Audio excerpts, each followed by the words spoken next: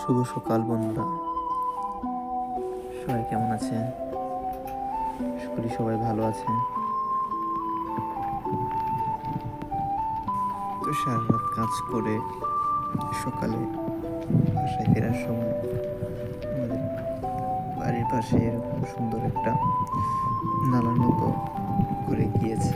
তো এটার দুপাশে কি পরিমাণ চেরি ফুল ফুটে আছে। এটাকে বলে জাপানের চেরি ফুল, সেই বিখ্যাত সাকুরা, যার জন্য জাপান খুবই বিখ্যাত সাকুরা ফুলের জন্য।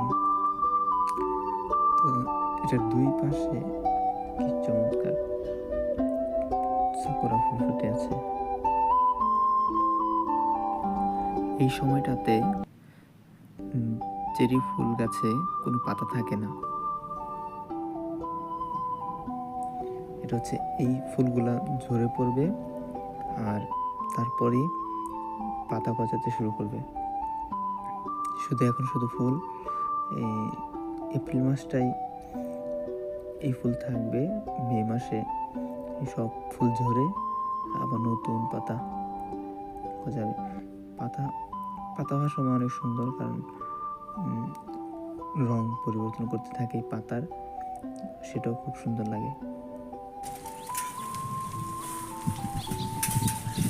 কেমন লাগলো আপনাদের চেরি ফুল দেখে অবশ্যই কমেন্টে জানাবেন।